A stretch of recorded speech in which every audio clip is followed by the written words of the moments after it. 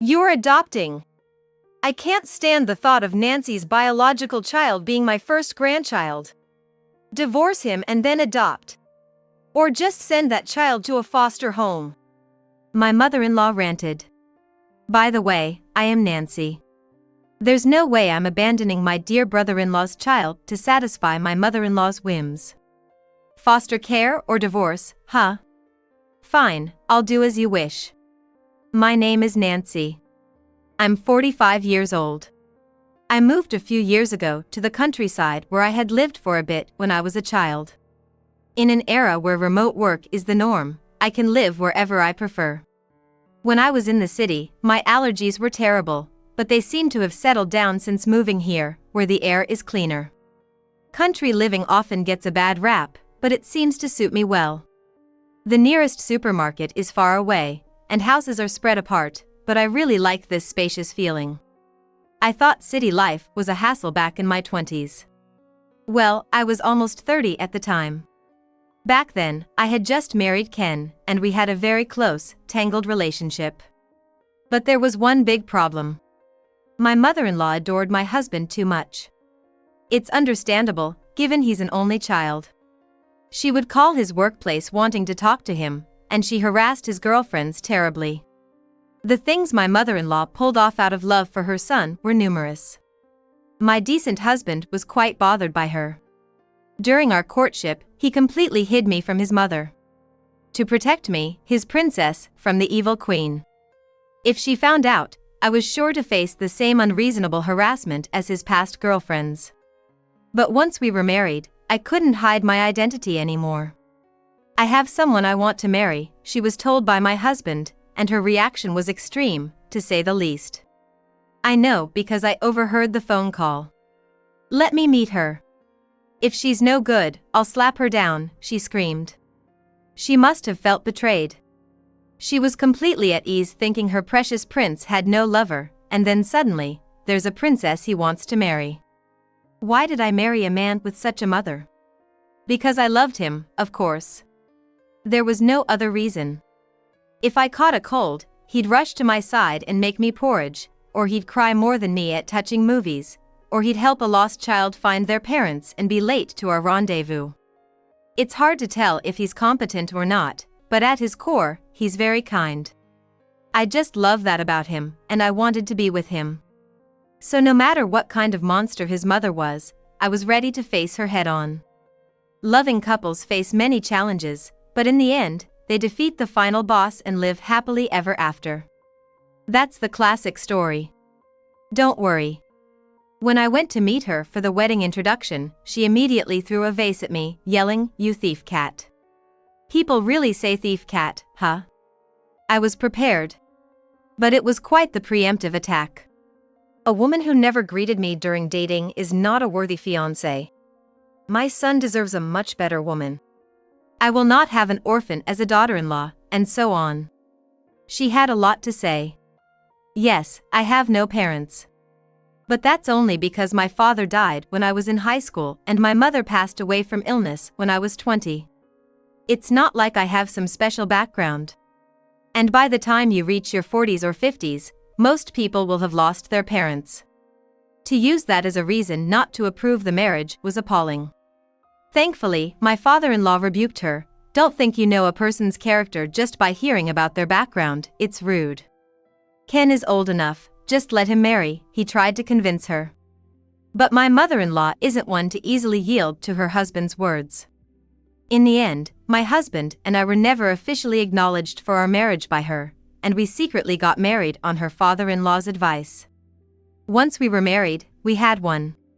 We could wait forever, and she would never give her permission. I plan to be with my husband in the next life too, but that doesn't mean I've given up on this life's marriage. I was prepared to live a married life without ever telling my mother-in-law. A few months after we got married, my husband and I unexpectedly bumped into my mother-in-law while shopping.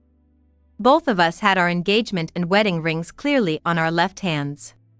We were in full newlywed mode, happily holding hands while shopping. Which was enough to irritate my mother-in-law. She figured it all out at a glance and started yelling at us in the middle of the supermarket, forgetting where she was.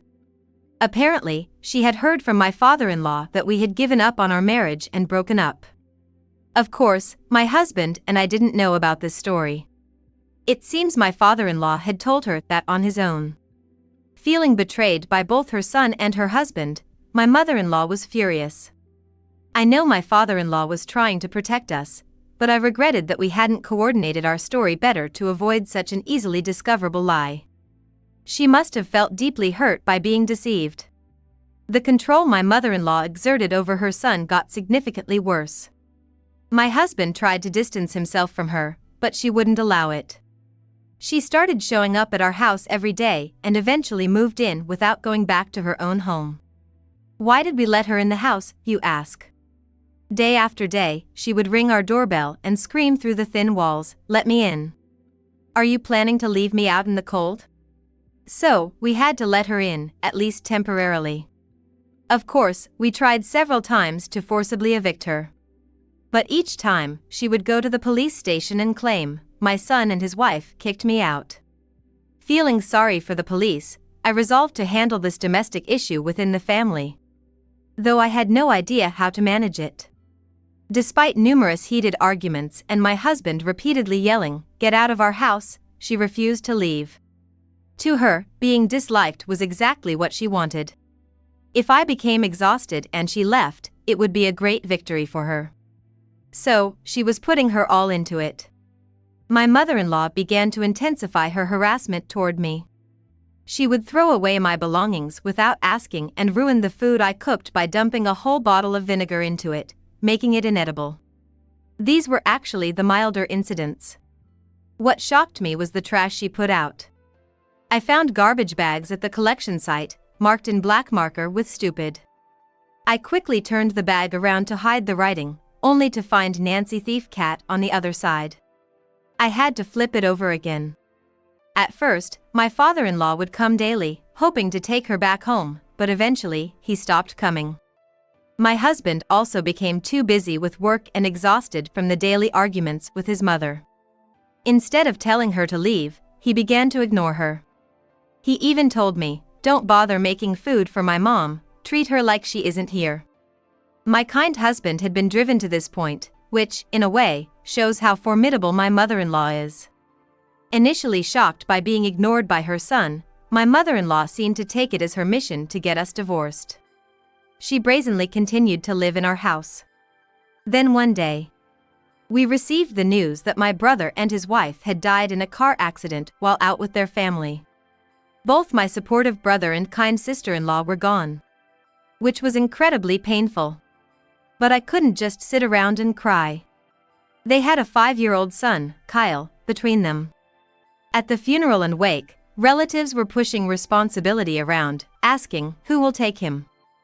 Nancy would be the best choice. What if Nancy refuses, treating Kyle like a burden? Though I was somewhat estranged from these relatives, their nasty nature was off-putting. I had always adored Kyle as my first nephew and felt attached to him, wanting to take him in if possible. But I wondered how it would affect him to be taken in by his aunt and uncle after losing his parents. Above all, I was afraid whether my husband would agree. However, before I could even bring it up, my husband said, "If Kyle doesn't mind, let's take him in ourselves." Kyle also wanted to live with us. So, I decided to officially adopt him as my son. What about this child? The day I brought Kyle home, my mother-in-law looked at him blankly. My husband didn't respond, so I answered, "He's my nephew. He's going to be my son." Knowing that my brother and his wife had passed away, she understood everything with just that one sentence. "You're taking in that child?" she asked back. "Yes, we're proceeding with the adoption officially." Adoption. Unbelievable. That child is related by blood to Nancy. I can't stand the thought of such a child becoming my first grandchild. Get a divorce and then adopt him. Or better yet, send that child to a foster home. Suddenly, my mother-in-law exploded in anger. Poor Kyle was dumbstruck by her reaction. "Why do I need your approval to take in this child? Please don't interfere in our marriage." No way. That child would become my first grandchild, right? A child who doesn't share a drop of kin's blood. I will never accept that. Saying so, she threw the remote control at us. In a split second, my husband lunged to shield Kyle from being hit. Kyle will just be our adopted son, and nothing changes between him and you. But saying that was like chanting prayers to ears filled with a visceral dislike. She doesn't hate the idea of Kyle being adopted. She hates that my husband and I are still married. In that case, it's either divorce or a facility. My husband muttered under his breath, sounding thoroughly displeased. Then let it be as you wish, my husband and I almost said in unison. That day, we realized staying in this house wouldn't benefit Kyle, so we took him and moved to a hotel. It's frustrating that we have to leave our own home, but it's for Kyle's sake. This is just a little more patience before we can finally drive my mother-in-law out. A week later, my husband and I finally returned home. It seems even my stubborn mother-in-law was worried since we hadn't come back for a while. She momentarily looked relieved, then greeted us with a smile. It must have pleased her that Kyle wasn't with us. "You've given up on the adoption," she said cheerfully. Neither my husband nor I responded, and we quietly headed to the living room. "You guys were even married against my wishes, and on top of that, an adoption? That's just unreasonable, but at least you finally realized how absurd it was," she muttered to herself. My husband silently sat down, took several pamphlets out of his bag, and spread them in front of her. "Pick any place you like." "What?" She was dumbfounded by the pamphlets and my husband's words. "This place is recommended," I said, taking a pamphlet, opening it to a page, and showing it to her. "What is this? What do you mean?" "You said to choose between a divorce or a facility, right? We chose a facility for you." My husband and I smiled cunningly, and her face stiffened. She looked at my husband in panic, but he coldly replied, "What? You think this is a joke?" "Sorry, but I'm serious. I'm only in my 60s. I can't go to a facility." "Well, you did hide my belongings, right?" "What?"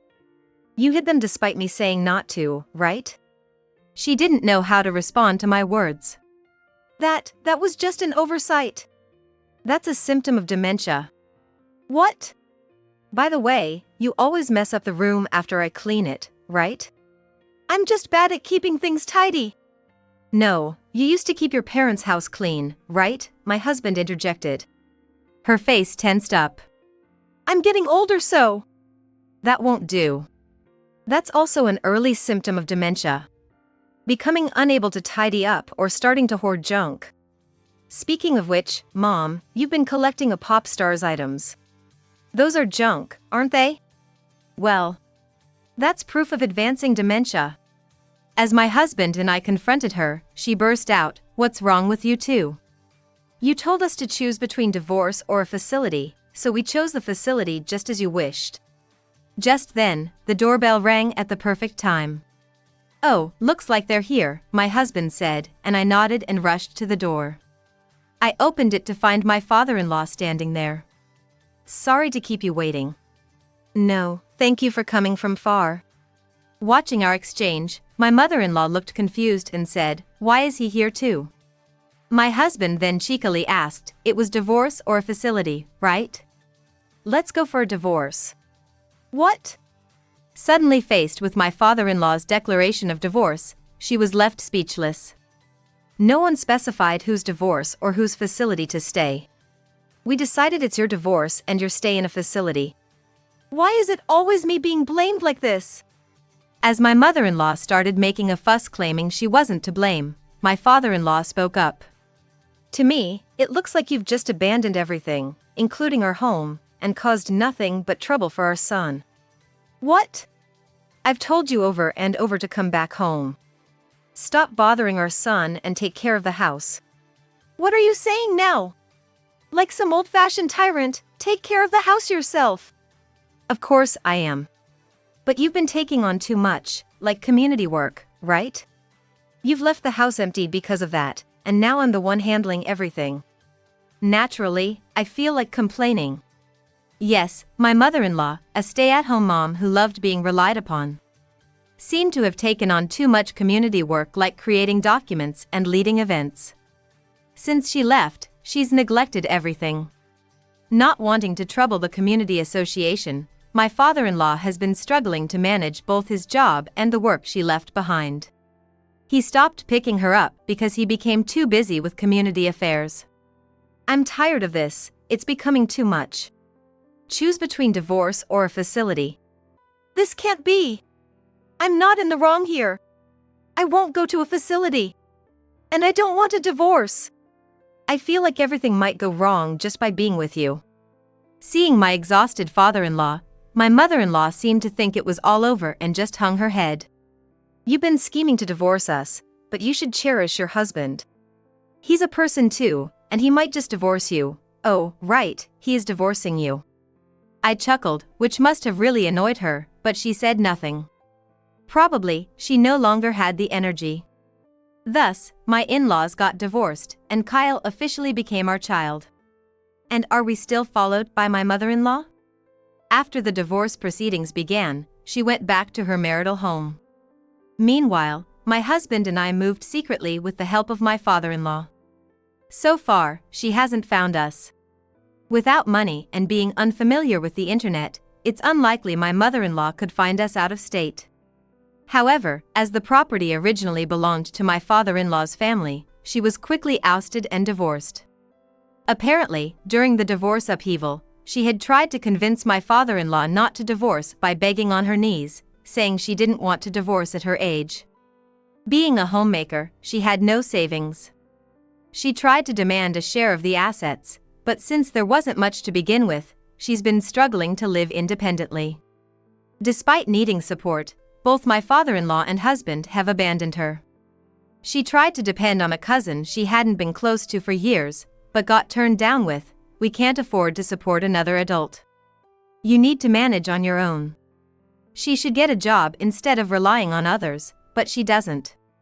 But I'll keep that to myself. Meanwhile, my husband and I now have a daughter, Camila, and Kyle is living happily with us. Camila thought Kyle was her biological brother until she became a junior high schooler. We've told her everything, but their relationship hasn't changed.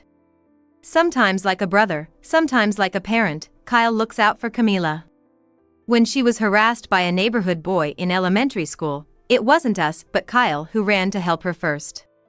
If Camila ever gets married, I bet Kyle will scrutinize the guy even more strictly than my husband. Kyle, who initially struggled to show affection, now teases me enough to call me mom. He's even closer to my husband, spending their weekends fishing together. Honestly, I'm a bit jealous of their bond. He's the precious child left by my beloved brother and his wife. I plan to cherish him as my own for the rest of my life. Now, let's see what the boys have caught and cook it with my daughter. I'll put my skills to work and make a delicious dinner. Watch me show off the skills of a pro homemaker. Just kidding.